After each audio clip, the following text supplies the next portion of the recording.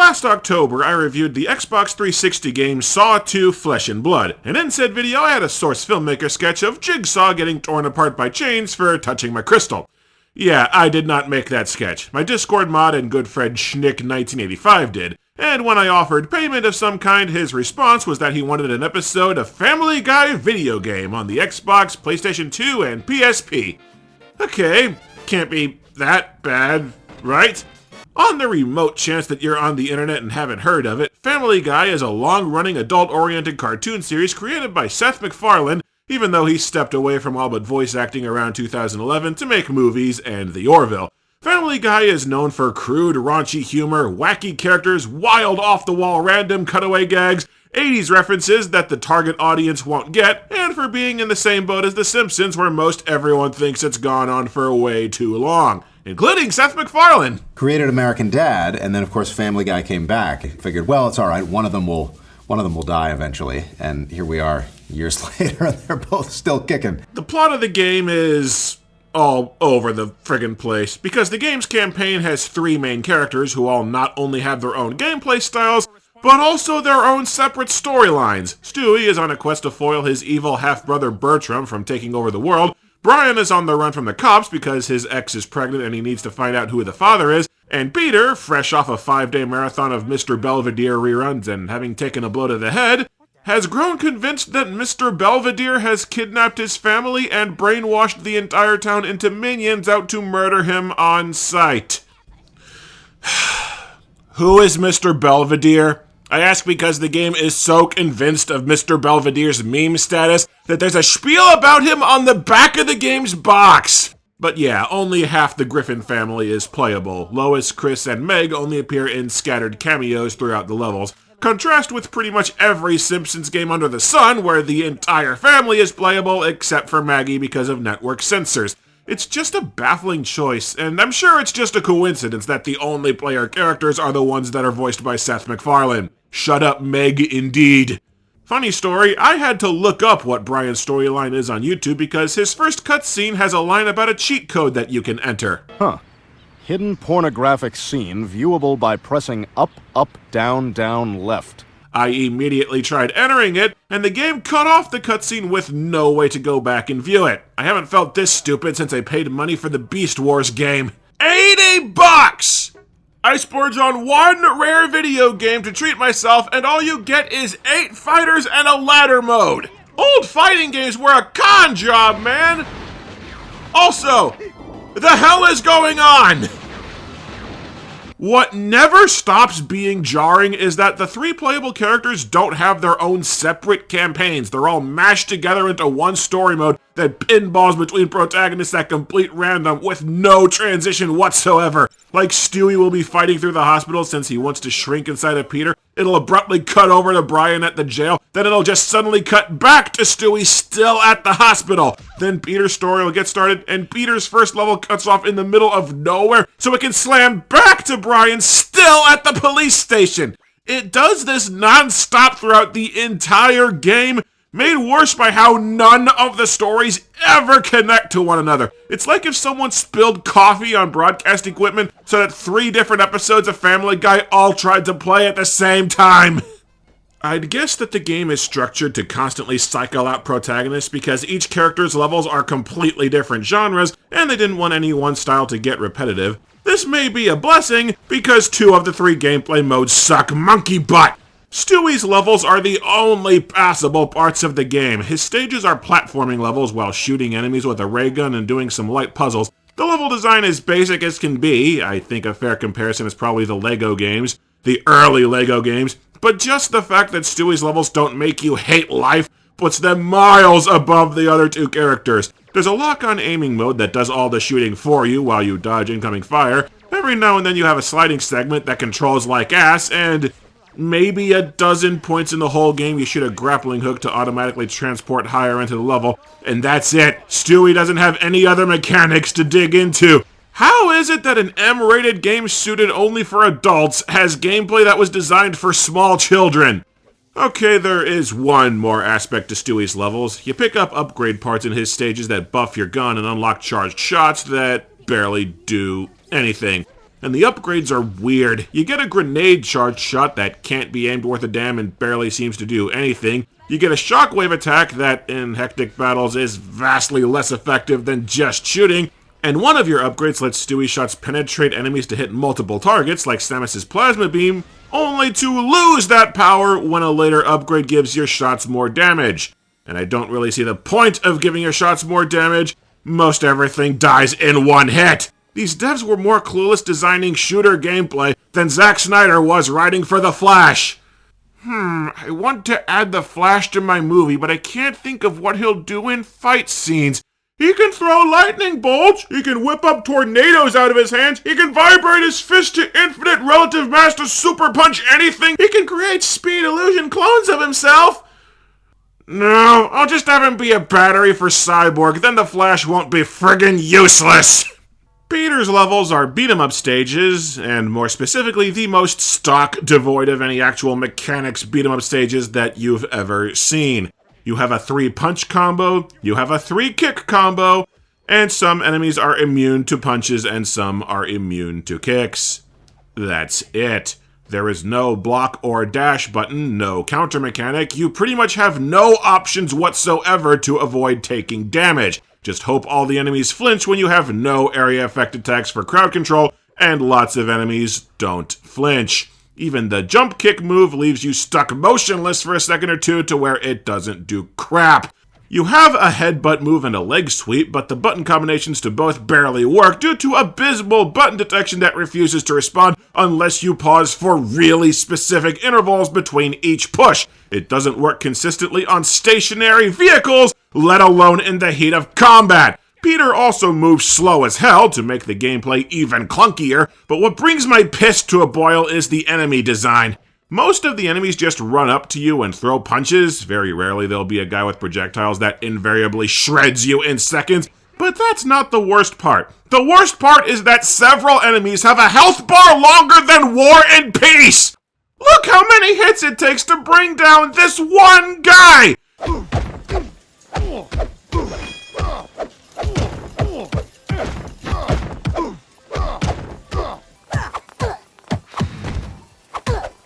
And this isn't a mini-boss. This is a standard baddie that you'll often face multiples at a time. I haven't seen someone take this much punishment since a Game Shark Superman 64.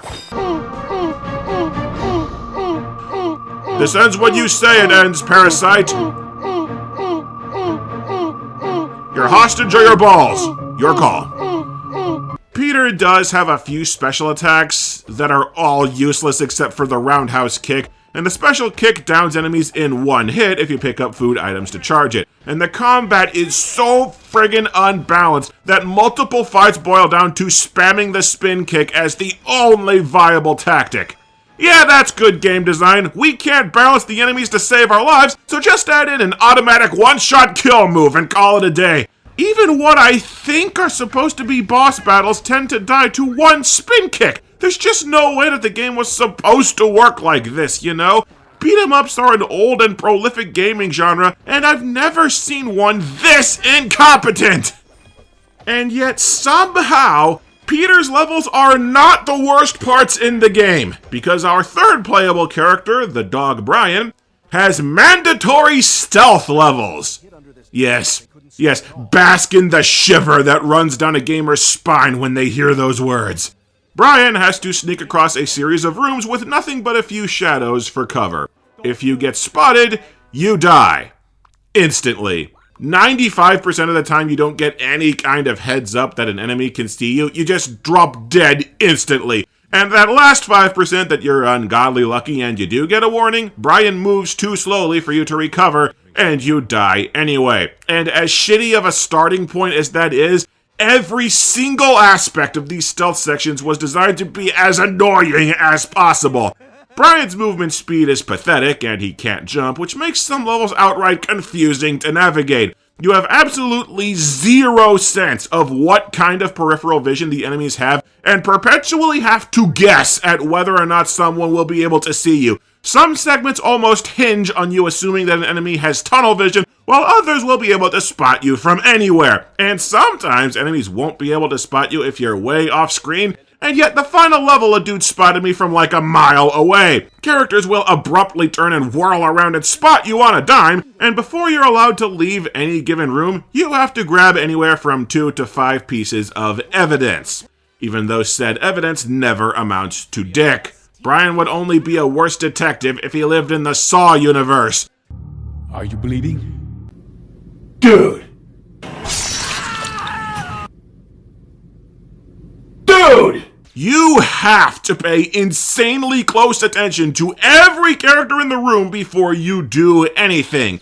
Every character has a really short and simple patrol pattern with no actual AI to speak of, but you also have to pay attention to every character's idle animations. Characters will turn their heads to just glance across the room or look at a desk or a clipboard, and they look like the character just shifting around to try and look natural. But no, those are critical clues that you absolutely need to cross the room. Cop tilts his head down towards the desk, means you can pass in peace. Mayor West is shouting at the cops. If he's not, you can't get through. Lady in the ticket line will yawn and turn her head for like half a second. If you didn't notice that and time that head turn, you lose. It all sounds like common sense, but these cues are so subtle that my brain just kept assuming they were idle animations and not even noticing them. You really do have to train yourself to spot these clues if you want to get anywhere.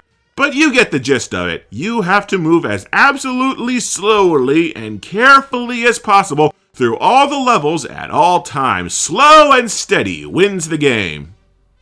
So then the game throws in traps that force you to run through the stage as quickly as possible or else you die. Yeah, they introduce a mechanic where if you're near a hedge or a fire hydrant or a sexy girl or a booze server or a dog butt, I shit you not, Brian will just leap out of cover of his own accord and get himself killed out of nowhere. It runs on a bone meter in the corner of the screen that shoots up so fast in contrast to Brian's piss-slow movement speed, you instantly die if you don't run as fast as you can through certain sections. It's friggin' maddening. Every single step of these levels is piss-annoying trial and error. There are some levels where Brian gets a disguise that makes him invulnerable to being spotted, except for some really specific disguises that only work if he's standing perfectly still. And in the good disguises, it pretty much becomes impossible for Brian to die unless he directly touches one of the enemies. So what's the point of making a stealth level that removes the stealth? Well, because if Brian has one of his brain farts, he becomes so hell-bent on killing himself that he also rips off his disguise. And even playing correctly, Brian regularly throws away disguises for no damn reason. This dude hates life-saving clothing more than Adam in Metroid Other M. No, Samus, I don't care if you're on fire, you cannot wear a protective heat suit. You wearing a different shirt might kill survivors. Now only ask for gear if it's important! The only thing that makes Brian and Peter's levels any kind of workable is that the game drops a shitload of auto-saving checkpoints so you can just save scum your way to the end. Because again, at every turn, this M-rated game for adults feels like the gameplay was designed for children. The only thing that I legitimately liked about the game is the writing, which carries the spirit and tone of Family Guy with a lot of bits that had me laughing out loud. Oh, marvelous. I see you stopped touching yourself long enough to learn how to play this thing. If that's Meg or some kind of squirrel, I'm gonna get my shotgun. Look at all this love. Has Lois been cooking again? Ha! Right after one short game of virtual stuck behind a bus. Oh wow, Desert Bus got an official release in this universe. God shows up in Peter's first or second level and trying to fight him insta-kills you. It is legitimately a clever bit that the invisible walls in Peter's missions are marked by mimes. My favorite bit in the game comes when Stewie is running through the hospital and goes through a labor ward where you jump on pregnant women so that they shoot out babies, half of which have Quagmire's face. Giggity! Giggity! Speaking of Quagmire, Stewie has a mind control gun that he uses, like, 3 times to solve puzzles, and at one point you disable the security around some equipment by having Quagmire hit on nurses, skeeving them out so much that they hurl themselves into deadly lasers, then block the last one by hucking Quagmire into it. Dear God, make it stop! Make it stop! Man, I haven't enjoyed torturing an NPC this much since Harley Quinn. Don't you No.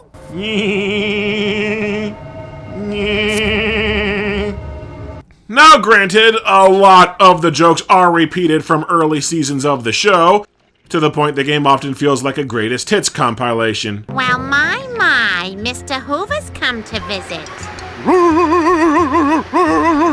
I don't want to see Mr. Hoover. Repeating bits from the show gets really on the nose when they do cutaway gags, since most of them are direct shoutouts. That was more pathetic than that game of Marco Polo I played with Helen Keller. Marco, Marco, Marco, Marco, Marco, Marco, Marco, Marco.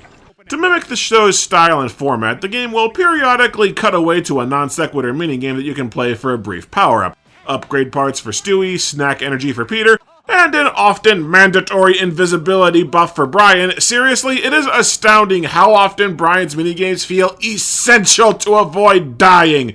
Some of the cutaways are rock simple, several you about have to fall asleep to lose them, but then several are very easy to fail and only flash the instructions and controls briefly as the minigame starts. It's like WarioWare with fetal alcohol syndrome. I wasn't gonna do a cutaway for that. I couldn't think of one. I also really don't like the look of the cutscenes. They tried to go for a CG animation style that still looks like the show, and it looks like trash. Some cutscenes with minimal animation just look jagged and janky to where it looks like a Family Guy fan cartoon, and in shots where characters actually move, the black lines are so inconsistent the body parts just bleed into each other.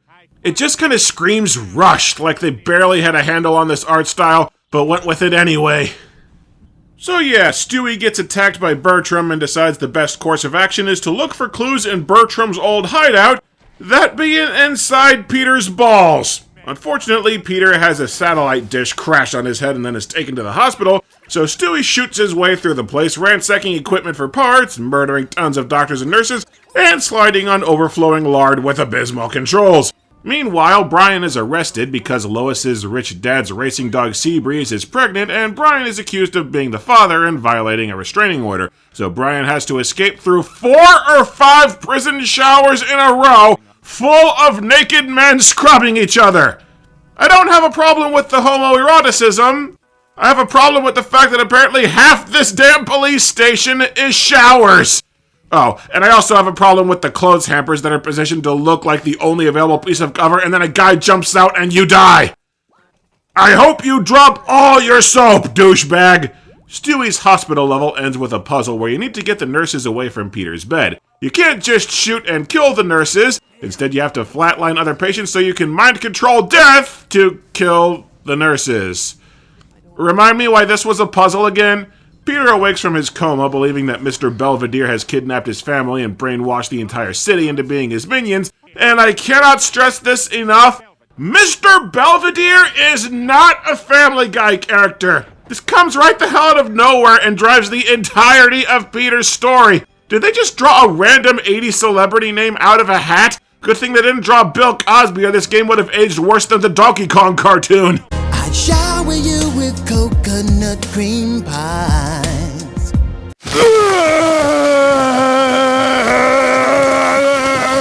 Anyway, Peter proceeds to beat the hell out of scores of old people and cops, and a police van blocks progress and gets you killed until you can get the busted, janky-ass headbutt move to work 3 times in a row, while uber-strong enemies respawn infinitely right next to the van. And Peter has a few, I think they're supposed to be mini-bosses with a guy in a giant clam suit. See, this is the problem with building the game story entirely out of references to the show. I saw the episode with Seabreeze, so I know what's going on in Brian's story. I don't know if this clam thing was in the show or not. And now it just shows up with no explanation like I'm supposed to know what it's doing here. Brian sniffs Seabreeze and he thinks that the father might be the news anchor Tom Tucker, so he sneaks into the news station in a cheerleader disguise that he chucks the second that he's inside because he's a moron. Give me an F. Give me a U. Give me a C. Oh, wait. We're going for a teen rating here. The game's rated M for mature anyway, dumbass. I think that ship sailed when you had me hike through a whole compound of naked showering men and sniff a dog's spasm chasm. There were 2 parts of the news station that drove me up a wall. The part where you disguise yourself as a bush and sneak through the set of a kid's show, smack in the middle of multiple enemies that perpetually spot you from way off screen, and loads of people that patrol in a circle, and it ends with you needing to sneak through 5 changing rooms in a row with no checkpoints, at one point basically assuming that this lady who's shouting at the clown is nearsighted as balls for this puzzle to have any solution. Finally snuck to the end, and thank crap, there's a shadow that I can use to hide right behind Joe's wheelchair. Finally out of this damn— What?! You cheap sack of shit! Why'd you put a shadow there to look like it's cover when it's not? They put that there as a trap to send you back to the start of a balls annoying section! And then Tom isn't the father anyway, so this whole section was just padding. Tom, I'm standing here wondering who left a steaming 3-coiler on my desk. After Peter runs into cops with, like, infinite health and fights guys immune to both kicks and punches, he decides to go to not Chuck E. Cheese's and adopts a blaxploitation persona of Rufus Griffin. This doesn't change his gameplay at all, but you get to beat the living hell out of the restaurant's animatronics. I know you rat bastards have this coming. I used to work at a place exactly like this. There we go, Bonnie. Your guitar's all tuned up and you're ready to rock. Now just sit still while I put your eyeballs back in— Jesus Christ! Fine! Stay blind, you prissy little bitch! And of course, Peter eventually snaps out of his Rufus persona and leaves with absolutely nothing accomplished. This whole time, Stewie is going through Peter's body with kinda clever bits like platforming over a lake of piss, shooting a bunch of Loises in Peter's brain, a minefield for interesting gameplay, and manipulating Peter's thoughts to increase blood flow to his junk so it's faster to get down there. Which begs the question, why did Stewie go to Peter's head in the first place when it's the exact opposite direction of where he wants to go? And all that happens when Stewie finds Bertram's lair is he naps in a chair and then gets shat out by Peter, having learned exactly nothing! So, just to recap, I'm a little over 3 hours into the game at this point. Stewie hasn't accomplished crap, Peter hasn't accomplished crap, and Brian hasn't accomplished crap. This is going worse than that time I worked as a surgeon. Don't you worry there, Mr. Trump. We'll have that heart fixed up for you in no time. See, we have this incredible space-age medical laser, and all we have to do is— Oh no. My hand slipped and now the laser is carving into that dribbling burnt ham that you call a face. Here, this looks sturdy enough to crack open the rib cage. Let's— Aw, damn. What organs can have broken glass in them and not kill you? Peter's reign of terror continues at an Indian casino in a transvestite persona with shitloads of enemies that pound you into dust while taking a million hits to put down. By this point, your only option is to just spam the spin kick super move to insta-kill everyone, and the enemies killed drop enough snacks to immediately recharge your supers. And if you think I'm overly playing up how badly the combat is designed, here's an enemy hucking hatchets into one of his own friends. I think the intent behind these stages is that you memorize which enemies have less health so you can knock them down and throw them for instant kills. Or just spam the instant kill moves yourself. Oh, and there's one room where you get blown the hell up by an off-screen rocket launcher even after you kill the guy who was operating it. Thanks for that! Stewie finds Bertram's lair, which is full of cloning machines spewing identical henchmen, and Brian goes to the dog track where you get forced through the exact same one damn room, evading the exact same damn enemies copied and pasted like 5 times in a row. You know, guys, call me insane, but I'm beginning to think that the Family Guy game might have had major budget problems. I can't quite put my finger on why I think that, though. We must have blown our budget hiring all those characters. We couldn't afford another minigame, so, how about pressing a button? Didn't I just leave this guy? Why is nothing happening? Your cutaways won't work here, Stuart. They're much more expensive in a video game and take up far too much disk space. Yeah, and all of those jokes were within 1 hour of each other. So that begs the question.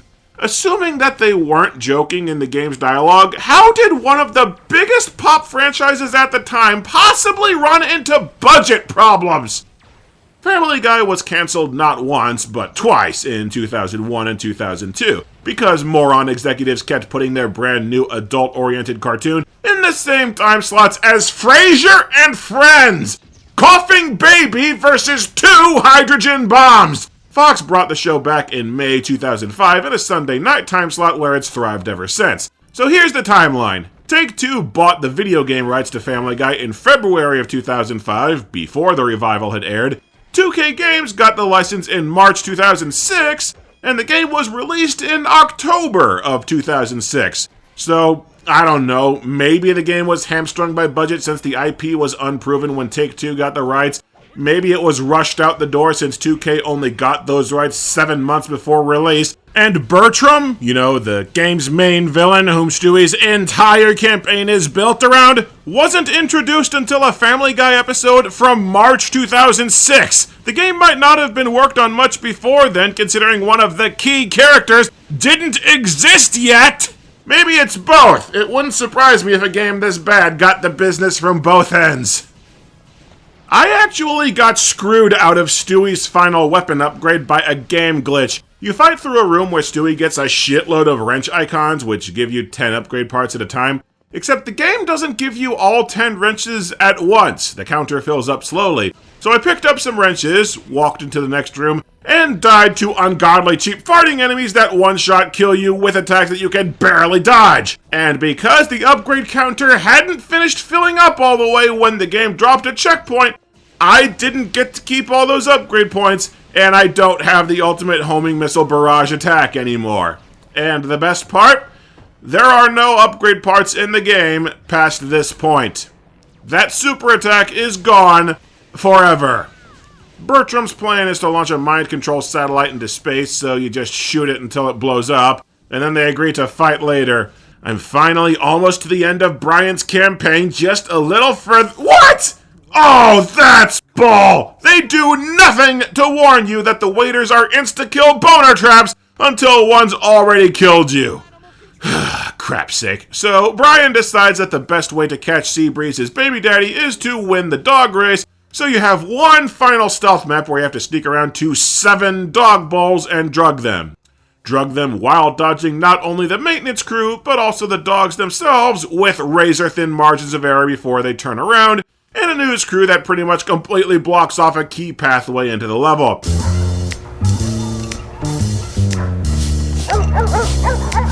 See, this is where certain modern gaming touches would have come in handy, like a map or a camera that doesn't suck ass. Anyway, Quagmire's the father of Seabreeze's baby, and Brian is off the hook. Wow, I kind of thought it was going to be that billionaire. You know, the guy that used to own that cable news station. Are you trying to get us sued? Your friend raped a dog, Joe. You and Seabreeze's owner got nothing to say about that?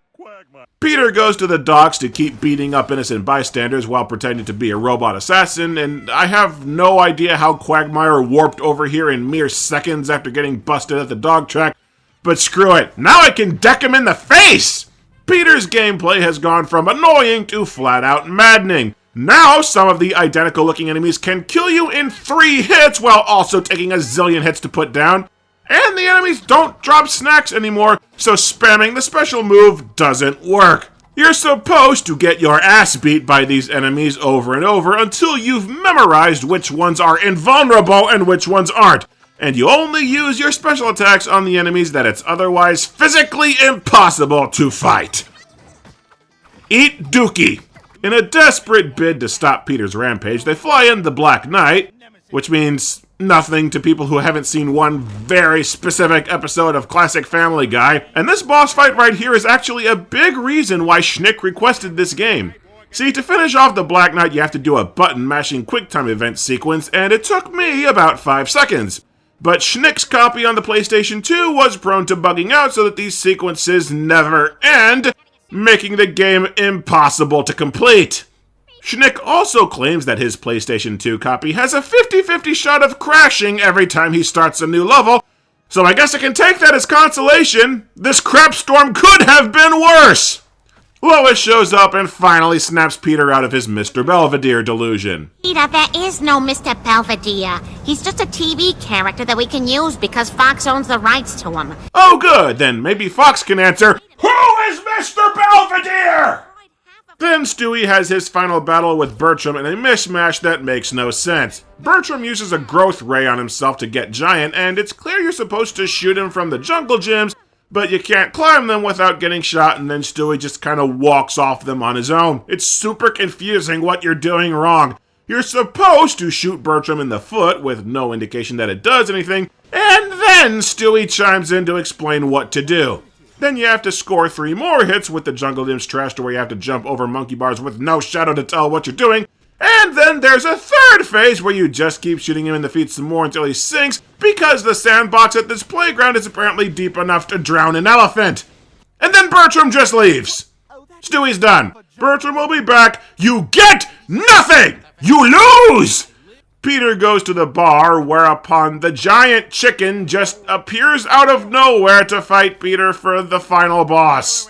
I seriously have no idea how this fight works. The chicken blocks tons of attacks, only sometimes he doesn't, and sometimes he stuns himself after doing a ground pound, only you can't rely on that. Sometimes he'll just get knocked flat on his ass because I guess some attacks worked. The only thing I know for sure is that he blocked all my special moves, so I just wailed on him and kept grabbing health pickups until I won. Especially since this fight has like 6 or 7 checkpoints that refill your health if you die. You beat the giant chicken, the Mr. Belvedere signal was just Adam West making shadow puppets, and they tried to pretend that these plot threads actually connected together. I learned something today. You can't always trust your feelings. Well, I learned that the dog track is horse racing for poor people. And I learned that I've got to stop overscheduling myself. I mean, look at this. Booked solid through next Thursday. The end. And by the way, even once you finish the game, there is no level select option. If there was a stage you kinda liked or a bit that you thought was hilarious and want to revisit, you have to start the entire game over and play through all the shit-pissed beat-em-up and stealth levels to get back to the part that you enjoyed. It's like when you want to watch Star Wars but your friend insists on watching all the movies in order. This scheme of yours has failed, Lord Sidious. The blockade is finished. We dare not go against it yet. Can't we just skip to A New Hope? No! The Phantom Menace has the single best character in all of Star Wars with Darth Maul, and the single best piece of music with Duel of the Fates. Why on earth would you want to skip that? The only parts you can replay on command are the cutaway gag minigames. They must have been really proud of these bits, and they really shouldn't be.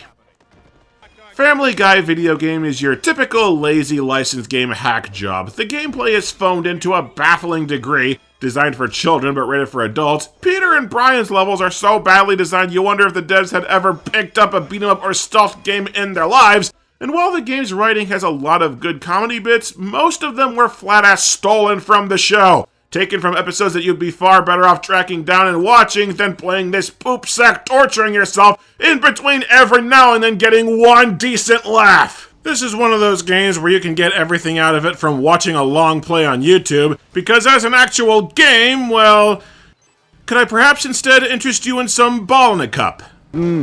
Sir? Sir? Excuse me, Sir? Excuse me. Would you like to try my smoked meat log?